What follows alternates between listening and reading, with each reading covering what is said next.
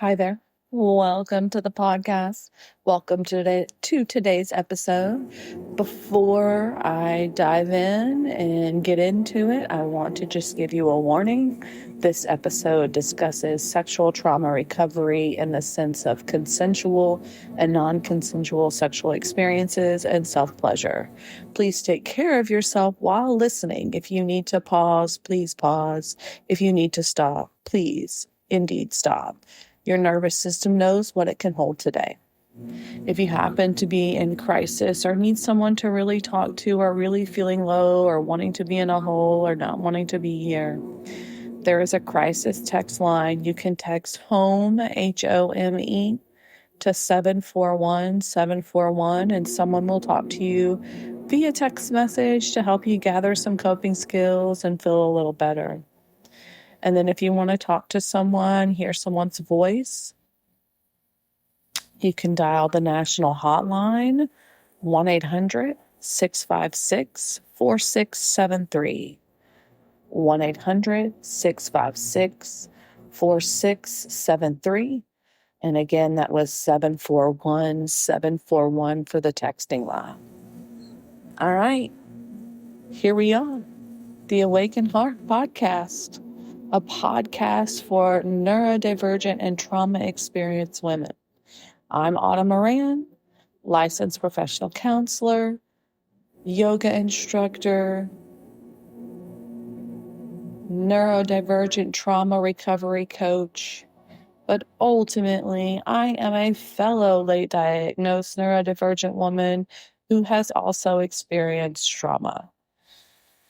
And I want to start today by acknowledging that this episode may be one of the most important and almost one of the most avoided conversations in sexual trauma recovery. Because we talk about rage, we talk about the grief, we talk about nervous system and reparenting, identity and forgiveness. And all of that is very essential. But the body, specifically the body as a place of pleasure, of desire, of intimacy, of touch that is safe and wanted and yours, that conversation gets minimized, whispered around, approached, and then quickly retreated from. But not today, sis. Today we're going there directly with care and with honesty and with the kind of sacred respect this topic definitely deserves. In my own personal experience, I experienced sexual trauma as a child and again in my teen years. And the childhood trauma specifically was the driving force behind my sexual choices for a significant part of my life in ways I didn't fully understand until I started doing trauma therapy. I spent 6 years completely solo after my divorce. No dates, no sex, no one. That was a conscious choice I made. No one unsafe was ever going to touch me again. All touching going forward would be on my terms, full stop, period.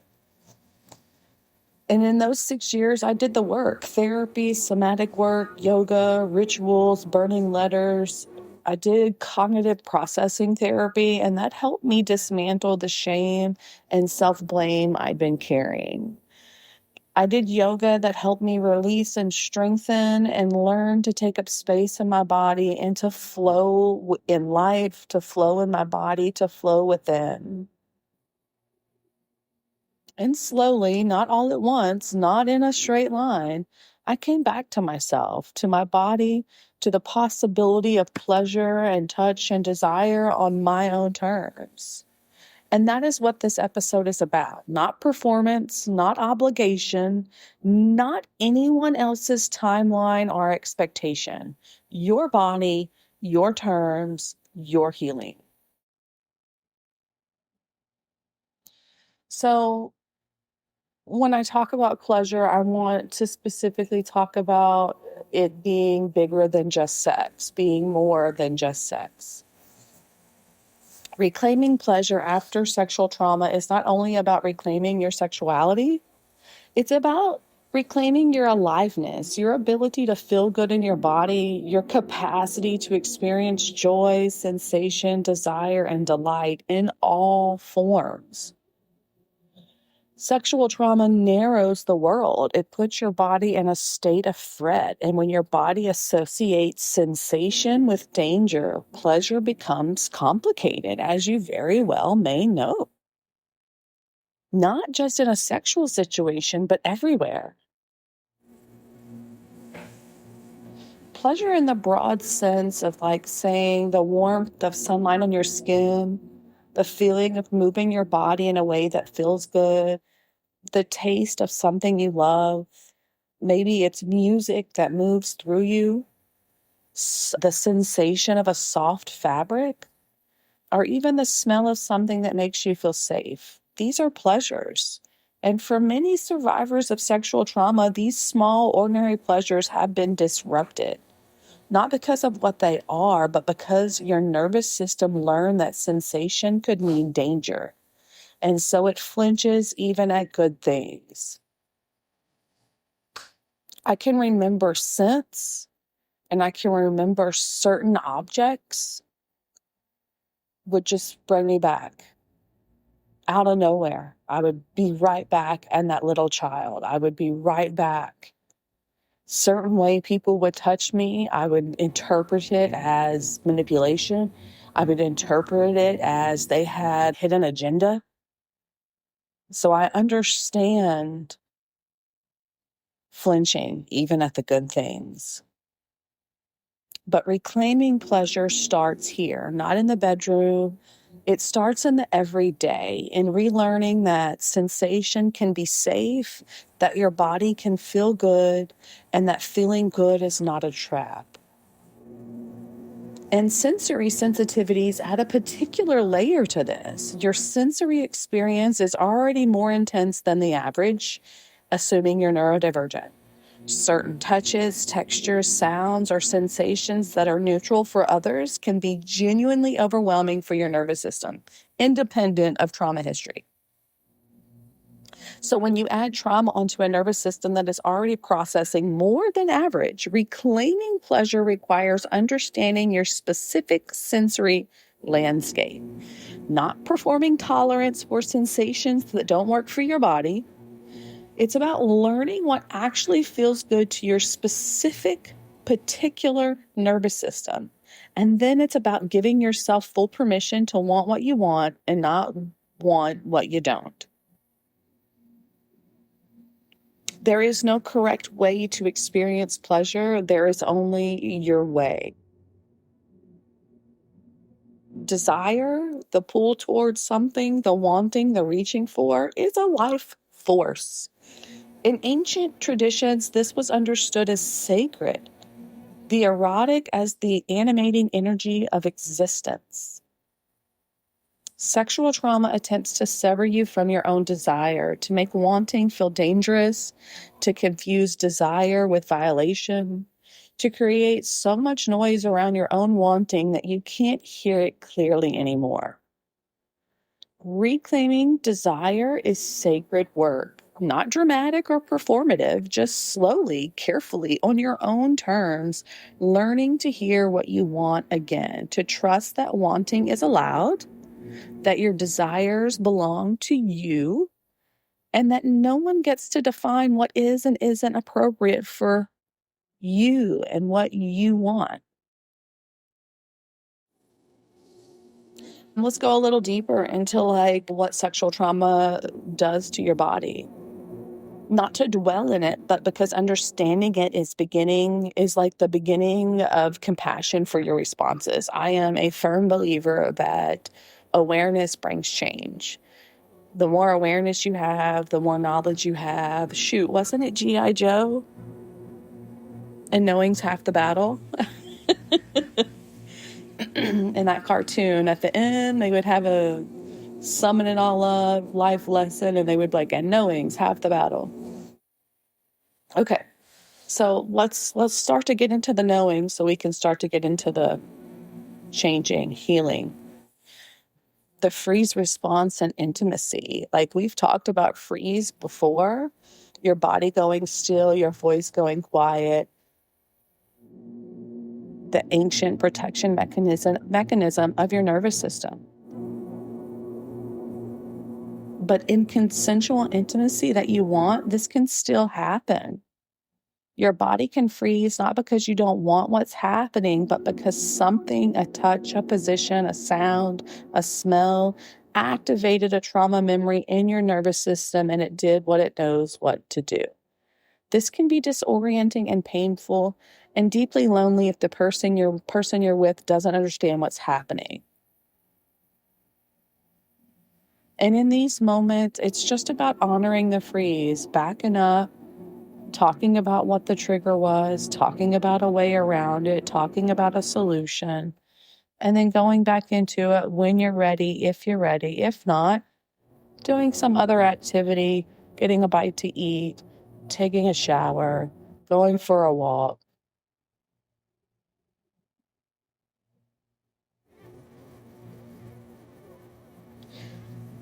I want to say this, and this is I think this is counterculture, and I'm not trying to buck against the system. I'm just trying to be real with you and validate something you've known maybe this whole entire time, but we're not allowed to say it out loud. But here I am.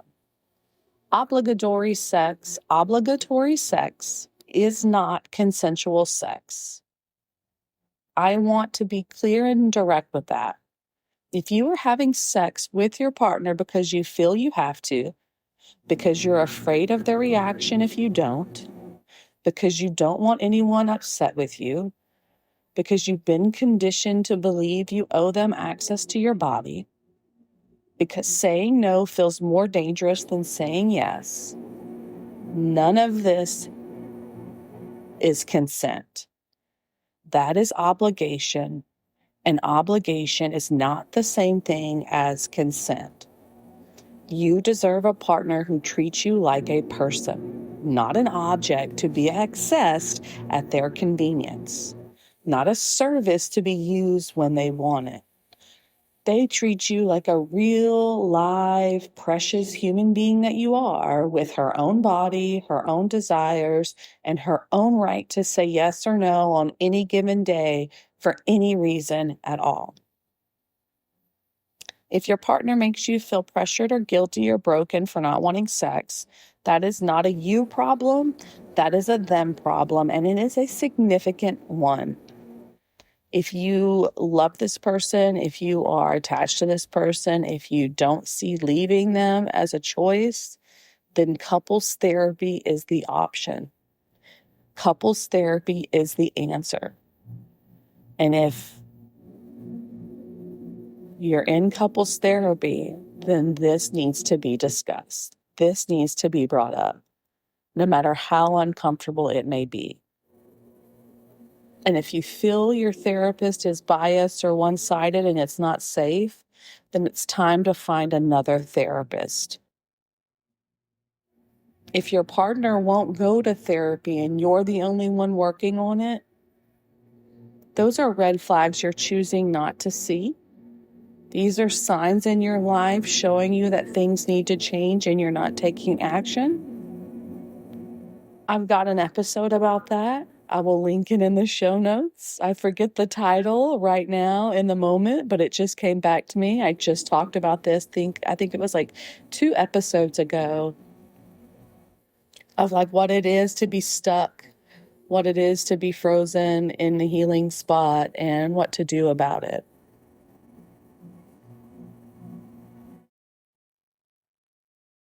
Some partners know. They see the freeze and they continue anyway. They interpret silence as permission. They use your trauma response of fawning, freezing, people pleasing against you. That is assault, even within a relationship, even if it has happened many times, even if you've never named it before. You are allowed to name it now. The difficulty of saying no can be compounded by fawning, the trauma response that keeps others comfortable at the cost of your own needs. Neurodivergently speaking, by a history of being told your feelings are wrong or your perceptions are inaccurate, you fawn, you say yes, you go along with it, even though you really want to say no. Your body's no is valid even when your voice can't find it. Even when your nervous system goes still, the freeze is the no. And any partner worth being with understands that. All right, shifting gears, talking about safe touch. I've got a lot to cover today, and I'm not sure how long this episode will be at the time of recording. So, not the best shift, but here we go. Let's talk about safe touch, right? Where to begin? It begins with yourself. If anyone is going to touch you and know how to touch you, if anyone is going to help you learn what feels good and what doesn't, and what your body wants and what it needs, that person is you. Self-pleasure is not a consolation prize. It is not something to feel shame about. It is not a lesser version of intimacy. It is the foundation. It is the place where you learn your own body on your own terms with no one else's agenda, no one else's timeline, no one else's needs in the equation. Just you and your body learning each other, maybe for the very first time. That is sacred, and it is where reclaiming begins. Start small, not goal-oriented, not performance-oriented, just curious. What feels good? What feels neutral? What feels like too much? What do you want more of? You are learning a language your body has been afraid to speak for a long time. Be patient with the vocabulary. And before anything specifically sexual starts, you want to start with the general sensory self-care. This is the on-ramp your nervous system needs.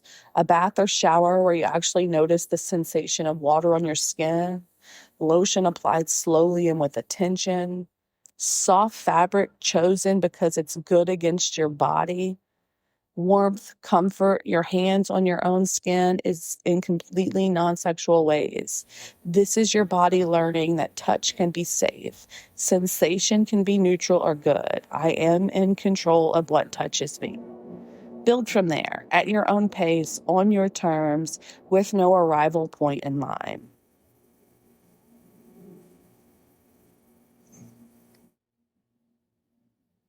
And if you're single or if you're heading toward that route and you're afraid of being lonely or missing the touch and making poor decisions based on missing the touch, I know this may sound light and silly, but get a massage. Get a weekly massage. You get that physical touch in a nice, safe container. They're not going to take advantage of you. They're not going to hurt you. They're not going to do anything to you but to make you feel good.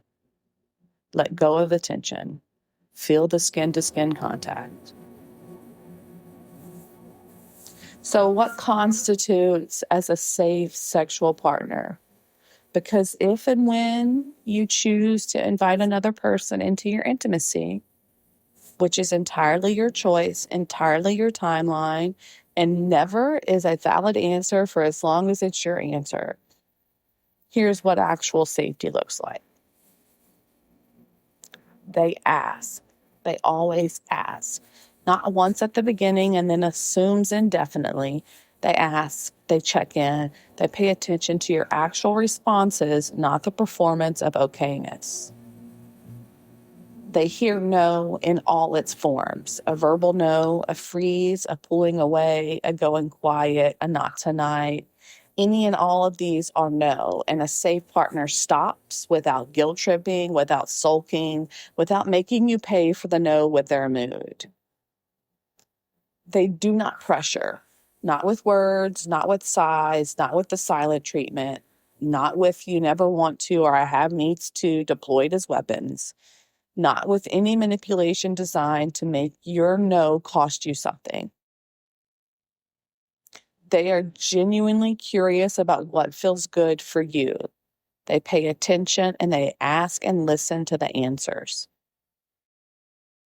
They can hold conversations about sex outside of sex. This is important. A safe partner can talk about intimacy, about what works and what doesn't, about your history if you choose to share it, without making you feel broken or difficult or like a problem to be solved. They don't treat your healing as something that is happening to them. They understand that your body's responses make sense given your history. They make room for that with grace. And if certain touches are genuinely uncomfortable for your nervous system, they don't dismiss that. They work with you to find what actually feels good for your specific body. They are emotionally safe outside of the bedroom. This is a non-negotiable. You cannot be sexually safe with someone who is an emotionally unsafe person. The safety has to exist in the whole relationship, not just in the intimate moments. Do not invite someone in until they have proven across all boards that they are safe. Not because they seem safe, not because they say they're safe, but because their behavior has demonstrated it consistently over time. You have earned the right to that standard by just living and breathing. I want to name something that happens in therapy rooms and in conversations about healing that I think deserves direct acknowledgement. Most clients don't talk about the sexual piece, even in trauma therapy, even when it's the wound at the center of everything. They might mention something in passing, a traumatic encounter, something that happened with a partner, and then immediately minimize it and move on. And if I approach it gently, they freeze or shift blame or start agreeing with whatever I say without actually engaging, or they dissociate right there in the session. This is not avoidance for no reason. This is the depth of the wound. This is how much shame has been layered on top of something that should have received care and received silence instead.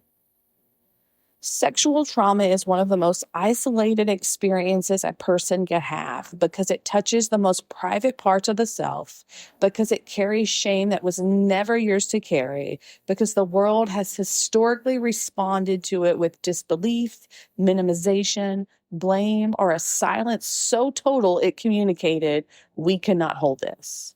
And you have been holding it alone. You deserve a space where you don't have to hold it alone anymore. And this is where I come in. Do you think, hey, I need more than a podcast? I need real support? That woman is exactly who I built my practice for, who this podcast is for, who all my endeavors are for. In therapy, if you're in Texas, we go into the places that words alone haven't been able to reach. We work with your nervous system. We process the trauma that's been living in your body. We address the deep-seated beliefs that were formed before you even had language for them. Real, lots of the time, very hard, always meaningful work. And then you take it into your real life, and that's how change happens. In coaching, which is available to women anywhere in the world, we build and we move. As a 500-hour trained yoga instructor, I bring healing yoga directly into our coaching sessions.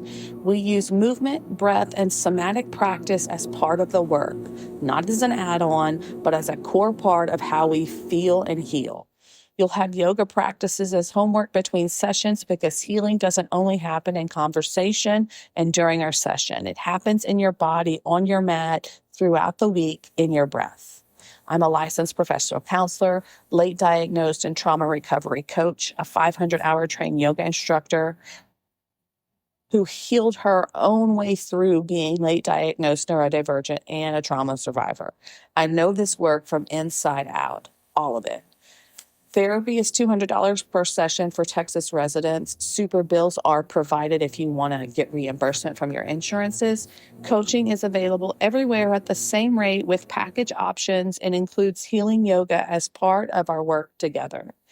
If one-on-one feels like too much right now, or if you've been craving community with women who actually get it, I want to tell you about Awaken Your Power. It's a 12-week virtual healing group for neurodivergent and trauma-experienced women who are ready to regulate their nervous systems, process their trauma, and build a life that actually fits together in community with women who understand exactly what you're carrying. Enrollment for Awaken Your Power opens at the end of this year because we will launch it in January of 2027, and spots are limited to 8 women. If you want to get on the interest list now so you're the first to know when the doors open, the link is in the show notes at the link tree. Whatever level supports feel right for you, the link to apply, the link to work with me are all in the show notes. I would genuinely love to help you out. All right. That was my commercial. That was my sponsor. It was me. I advertise myself. So let's get back into it. What actually helps? This is the important part, right? What actually helps overcome all this uneasiness we feel in our body, these triggers that come out of nowhere that just take us out of the moment, maybe ruin moments for us that really fuck us up, so to speak. First and foremost, I highly recommend trauma therapy. Cognitive processing therapy specifically helped me dismantle the shame and self-blame beliefs that were running underneath everything. The belief that I caused it, that I should have known, that my body's responses meant something about my character. CPT examines those beliefs against actual evidence and rewrites them. If you haven't done trauma-focused therapy specifically, not just general talk therapy, but therapy that directly addresses the trauma, that is where I would start. It is the most significant shift I have made. Next up is somatic trauma-sensitive yoga. Your body holds all this trauma. Language alone cannot reach all of it. Therapy, yoga, movement, it reaches places that talk therapy just doesn't do alone. Yoga specifically helped me heal my body. I released things on my mat that I couldn't release in conversation. I learned to take up space. I learned to feel my own strength. I learned to move with my body rather than against it or despite it. Trauma-sensitive yoga is specifically designed for survivors, and I highly recommend it. I burned letters. I did cord cutting rituals. I created intentional ceremonies around releasing what had been done to my body and claiming my body as my own. These are not required steps, but for many women, there is something important about marking the reclamation, about creating a ritual that says, this is where I take my body back. It took time. Like I share with you, it took me 6 years to really just stop going into my patterns of plug and play partners, plug and play people that'll just save me, fix me, fill the hole, blah, blah, blah, be the perfect family, have the house, the 2 dual income, la, la, la, la, la. I gave up all that. I healed all that conditioned bullshit that had kept me in a box, that had kept me feeling like I was behind or not enough. And that was just part of my healing, and that was just 6 years. I have been healing from all these wounds all my life. But when I got serious and really got into the therapy, really got into the healing work and stayed focused despite wanting to fold into bad habits, that's where it was, the commitment to myself to not repeat a mistake yet again, not go down the same road again. Your timeline is yours. There is no correct speed for this healing. Anyone who puts a timeline on your sexual reclaiming is not someone who should be anywhere near your intimacy. The most important thing I can give you in this episode is permission. Permission to take as long as you need. Permission to start with you, yourself, and you. Permission to have standards that feel impossibly high to people who don't understand why you have them. Permission to say no to touch that doesn't feel safe, to any touch for any reason for as long as you shall live and breathe. Permission to want what you want. Permission to not want what you don't want. Permission to decide for a reason, for a season, or for always that the only person who gets access to your body is you. Your body is yours. It has always been yours. It was taken from you without your consent, and the taking was wrong. Reclaiming it, however that looks, at whatever pace, in whatever form, is one of the most profound acts of healing available to you. I mean, we covered a lot today, and I want to close by naming what I most want you to take from this episode. Your body is not the crime scene. Your body is the survivor. It froze to protect you. It went silent to survive. It learned to disconnect because connection felt too dangerous. It has been trying to keep you safe this entire time with every tool it has had available. And that body, your body, deserves to be treated with reverence. By you first, and also by anyone else you choose to allow into your space. Start with pleasure in the everyday, the warmth, the texture, the taste, the movement. Let your body remember that sensation can be safe. Get a massage, get a pedicure, get a manicure, hand massage, foot massage, back massage. Safe touch from a safe person. From a safe person. Set your standard impossibly high and keep it there. A safe partner proves their safety through consistent behavior over time, not words, behavior. And take all the time you need. 6 years, 12 years, a lifetime of solo, if that's what serves you. There is no destination you're supposed to arrive at by any particular date. Your body, your terms, always.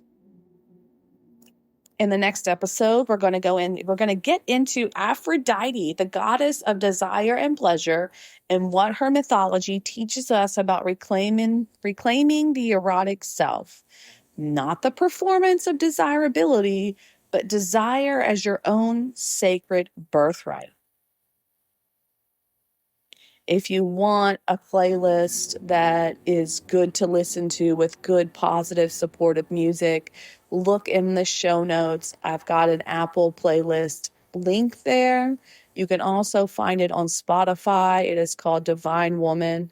The first 10 songs are my top 10 songs for healing, but all the songs in that playlist are just, I think, fire. If you need support, if you want to work one-on-one, if you're interested in the group, check out the show notes, go to the links, follow the links to get to where you need to go to get that done. Until next week, take the most reverent possible care of your awakened heart and your body. She has been through enough. She deserves your gentleness. Take care, and I'll see you soon.